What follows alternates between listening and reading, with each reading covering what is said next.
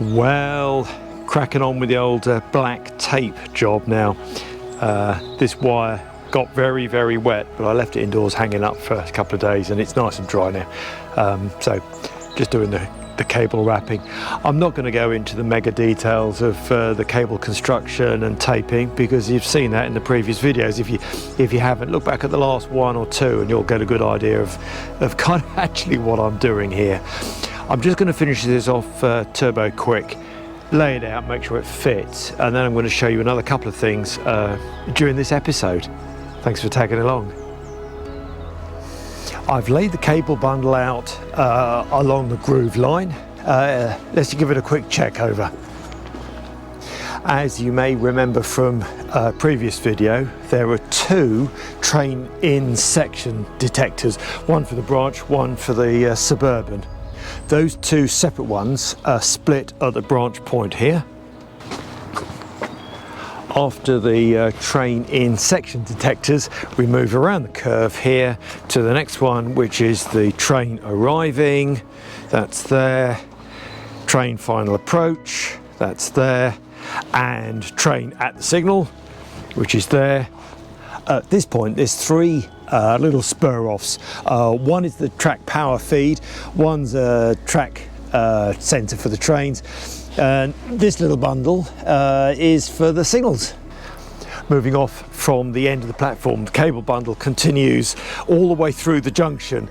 Nothing else there for the moment, and there's a little divider point there. One spur branch goes to the train out of section detector, and then the main bundle goes down in the ground, round looping round, and up to join the rest of the cabling in the control panel for the signal box.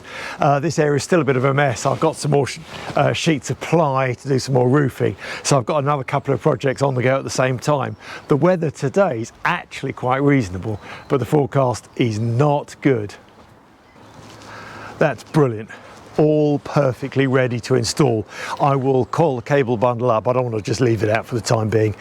Might get damaged while I'm traipsing about. So I'll coil it up and install that. I'm going to measure up then, turbo quick, the next cable bundle to make, which is the longest, and it goes all the way around the back of the shed there. LM09 is the number of it.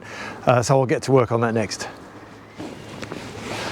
I call it up like a wheel so that it doesn't introduce any twists to the little wires inside.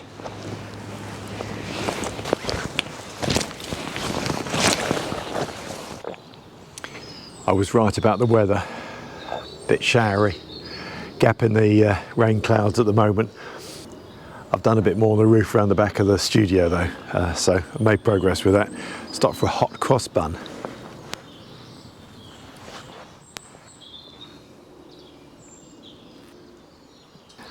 With the sheets of ply here, I can't even sit down. Going to start measuring up LM09 next, I think, after my coffee. So here we go with the beginning of measuring for probably the longest block section cable on the railway. Same old starting point, measure from where the cable disappears into the ground and up to the signal box controller. I know the length of that bit. 3800, I think. So start point here and along we go. So that's the first 6 meters. Well, that's another 6 meters, 12 so far. Well, that's close. That's 6 meters, so that's 18. So 1790 to the signal point. So the last thing I need to measure up for is the train out of section detector position, and that is needs to be at least 2 meters from the signal point, or after the runoff after the signal position. So the signal point here, green, yellow, red position there. So I need to measure 2 meters at least, and that will be beyond the junction point here. So like I had for the train in section detectors on the other block section, I need twin train out of section detectors for this block. Oh my goodness. And indeed, yes, the 2 meter position is here, which is after the junction. So that's okay. I'll have twin detector positions for train out of section. One here and one here. That's fine, easy enough to do. While I'm doing my notes for this block section, I need to remember to add the white wire for the turn indicator, because not only will it have a green signal, but it'll have a green and a turn off signal, you know, the white lights, for going off down the branch. So I need to include the white wire as well. So I need 2 train out of section detector points. I made a note of that, times 2. But I didn't measure the branch point, so I'll have to go back and just make a note of that. Right, well, hey, I said this might be the longest cable bundle, and I think it is. Let's have a quick look at the full length of the line. There we are, usual arrangement, popping up out the ground there, all the way along. Now this is just one long tail, this first bit.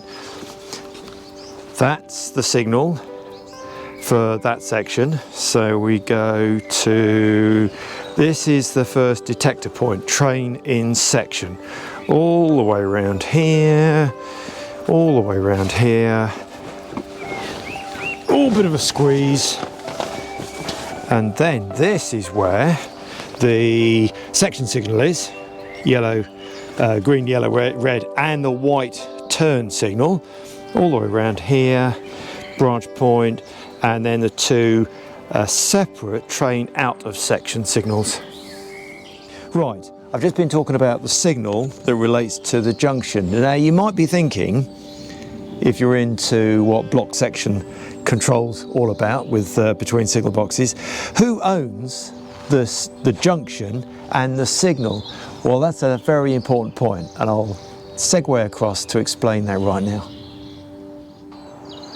Well then, even though I don't have one of those really authentic block section bell pieces of equipment, I am developing my own DLC system for communication between signal boxes around my garden.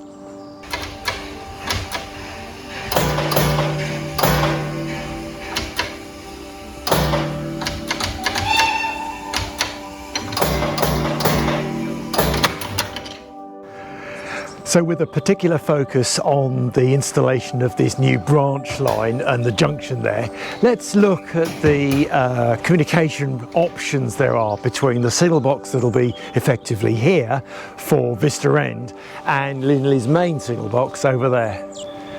Let's take the situation where the signalman at Linleys main here wants to send a suburban stopping train off up the line, the suburban line, round the back of the shed, and then off down the branch line to Vista End.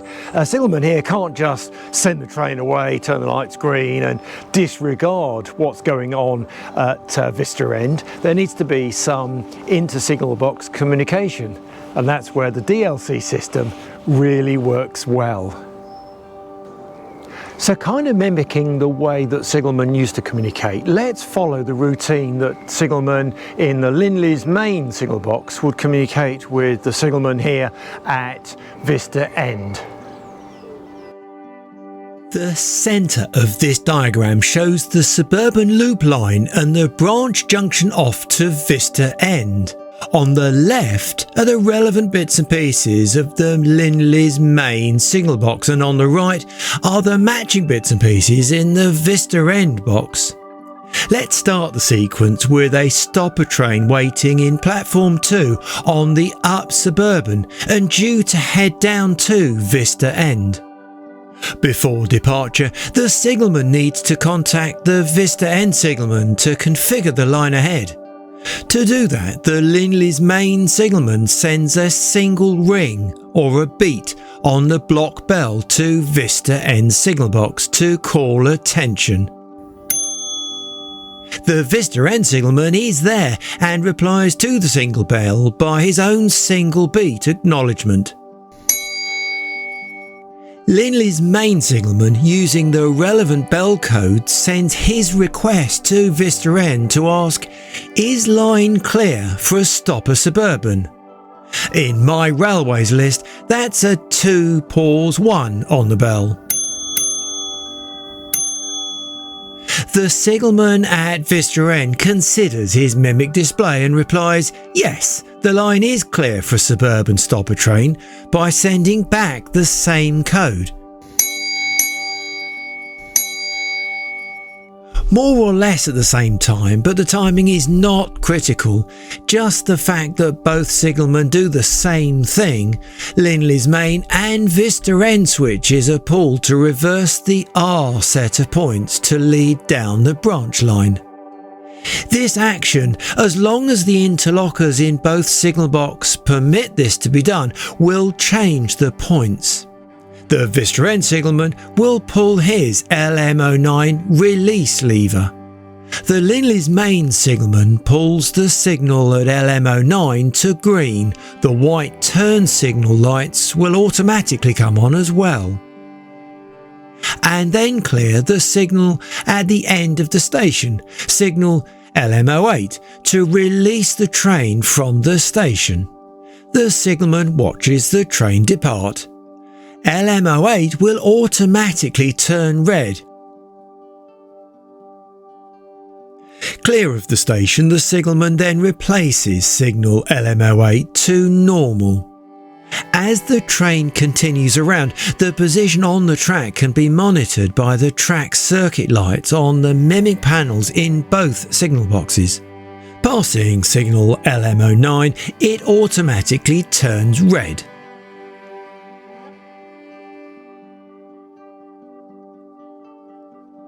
When the train is clear of the junction, Vista N signalman will replace LM09 and points R release levers to normal. The Vista N signalman, upon checking that the train has arrived complete, will send 3 beats on the bell back to Linleys main to confirm train arrived complete. At Linleys main box, the levers for LM09 and points R will be put back to normal. And that's it for this train movement. Well, complicated? Not really, not if you kind of break down each part of that dialogue between the two signal boxes to its component parts. And anyway, that's what signalmen used to do back in the day between their signal boxes up and down the railway lines throughout the world. And of course, a similar routine would be instigated between the signalman here at Vista N and Linleys main signal box to send the return train up from the branch line through the junction and around to Linleys main. Well, the cable bundle for LM09 is made. I just need to do all the wrapping of the electrical tape, but the weather is not great now. I'm in between showers, so I'll leave that, let it dry indoors and get back to that later on. Thank you for following along on another episode. This time, lots more to do. Catch you in the next one. Bye for now.